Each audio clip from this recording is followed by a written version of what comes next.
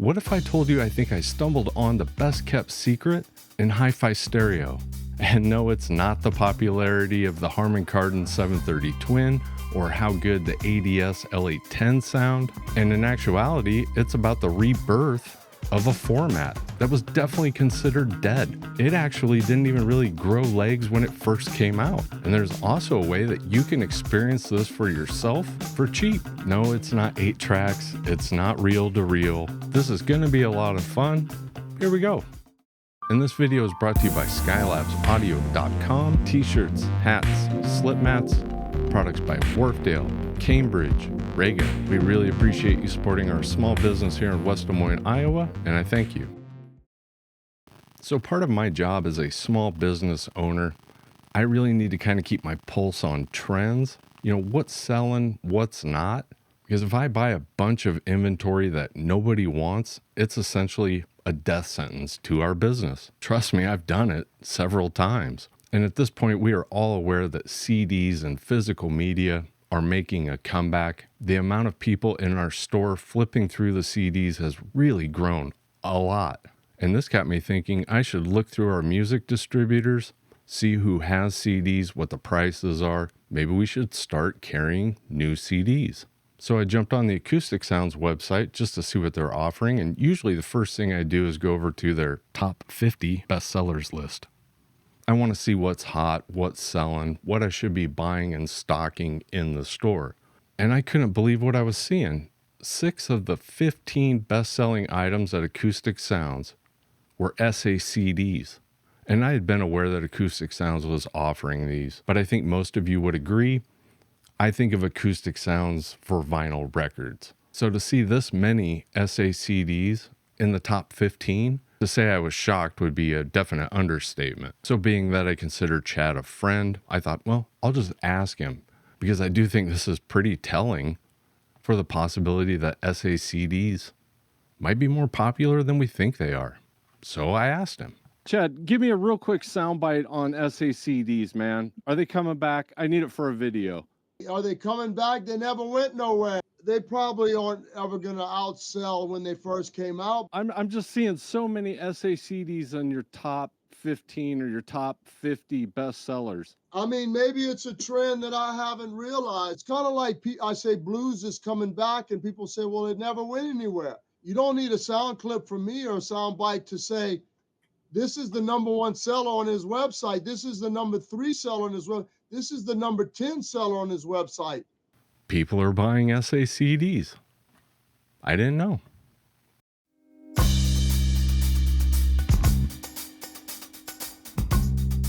Now, for those of you that are a little bit thrifty, a little frugal like myself, here in a bit, I'll show you how I picked up an $80 SACD player on eBay.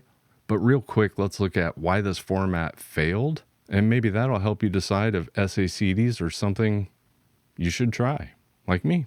And it seems to me that most of the formats that kind of came and went have a similar story, and SACD is the same way. It was introduced in 1999 by Sony and Philips, and like VHS and Beta or Quadraphonic, there was a bit of a format war with DVD-Audio by Toshiba. And again, this caused a lot of confusion with the customer. People just didn't know what to buy. The SACD also came out right before really the revolution of the iPod and portable MP3s. And then due to Sony's strict copyright protection, it really limited the devices that SACDs could be played on. And then I think by the mid-2000s, with the popularity of streaming and Spotify, it was just the final nail in the coffin. Besides a small group of diehard audiophiles, it didn't look like SACD was ever going to get mass adoption. Like Beta and Quadraphonic, it was dead. And I actually got caught up in this confusion as well. I don't claim to be the brightest person in the world. And one day I went into Best Buy. I saw a CD sitting there that had a really cool version of the Dark Side of the Moon cover. And I thought, what's this? And I think it had a hype sticker on it talking about the great fidelity, how it sounded so much better than the CD version. And so I bought it. And I was really disappointed when I got home and listened to it, because to me, it sounded like a CD. And looking back, this makes total sense now, because my CD player at the time wouldn't play. the SACD layer on that disc. It just played the normal CD layer. A lot of the SACDs, including The Dark Side of the Moon, was a dual format. So it had the CD Red Book version and the SACD DSD version on the same disc. And it didn't sound any better to me, and that's why. I wasn't listening to the SACD I just bought.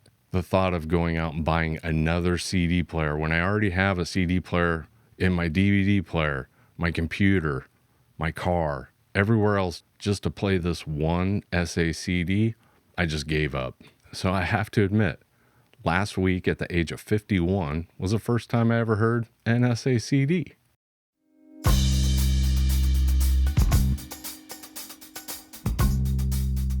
And I know most of you probably already know this, but for those of you that don't, you do want to try out an SACD. You might want to go check out the thrift stores or just jump on eBay. Look for a Blu-ray or a DVD player that plays SACDs. And I would do this sooner than later because I have a feeling if we are seeing another trend, one that might grow legs, those players are going to be a lot more valuable. And that's exactly what I did. I jumped on eBay, found this Harman Kardon DVD player. It's a model 48 and it was under 80 bucks.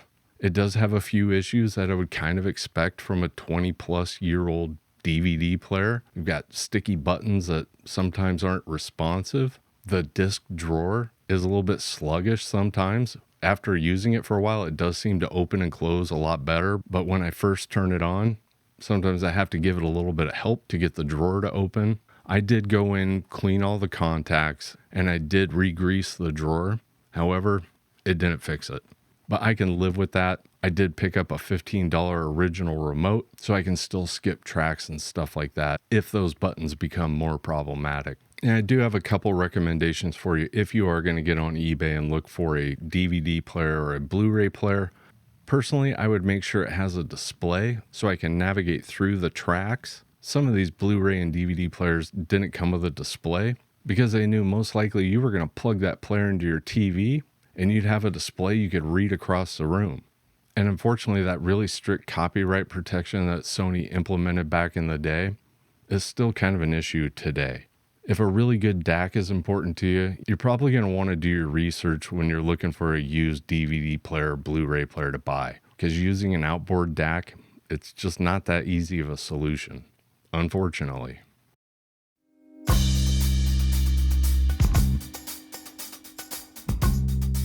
So finally getting to hear SACDs for the first time last week. What are my thoughts? I'm not going to say I was blown away. Like I put the Dire Straits SACD in the player and hit play and was just amazed. That's not what happened. I don't want to say I couldn't hear any difference because I did AB it with the standard issue CD and then I also streamed Tidal right next to it. And I do feel like there was something a little bit more there with the SACD. A little bit more detail. I know a lot of people think that DSD or SACDs are as close as you get to analog with digital. And I think that's one of the main reasons why Mobile Fidelity and some of the other premium record manufacturers use DSD as a source if they can't get the original master tapes. A lot of people believe this is as close as you get. And it does have a little bit of that analog sound in there. And if I can pick up on that with an $80 20-year-old DVD player, for me, I think that's worth digging in a little bit more. Either figuring out a way to use that Harman Kardon as a transport or just biting the bullet and getting a true SACD player. For me, it's kind of like the premium record pressings. I don't plan on buying every record I kind of like in a UHQR or a Mobile Fidelity, but those records that really mean a lot to me, that I've heard 1,000 times, if I'm going to sit down and listen to it, I really want to get every single bit of detail, all the sounds that were created in that room when it was recorded. So while it might be a very small increase in fidelity or whatever attribute you're looking for, to me, a little bit of a premium in the price is worth it for certain recordings. I remember trying Mobile Fidelity premium presses back in the day, and I didn't get it at all. I thought it was pure snake oil. And then Chad said something to me a couple years ago when we went and visited him in Salina. He said, it's not going to slap you about the face. Listen for these things. It's subtle. You know, you can't expect, the band's not going to jump out the speakers and slap you about the face. And I started adjusting my expectations, but I started thinking about the details and how quiet the pressings were. And I don't mean quiet by volume. I mean very little clicks and pops, if at all. Then it started to make sense. And then I realized for me, if it's a special record to me, it's a special recording, then I really want the best. And it's worth that little bit of extra money to make sure I'm getting all the detail. I'm not getting a bad pressing. I really do think it's all about keeping your expectations in check, though. Don't expect to hear an SACD for the first time if you haven't, and expect to be just blown away like they're night and day different. It's not. It's the nuances, the details, the care that goes into making sure a premium product of a recording that you love is the best it can be. And if you like this video, you should definitely watch that one. It's fun, I promise. Click it. Thanks.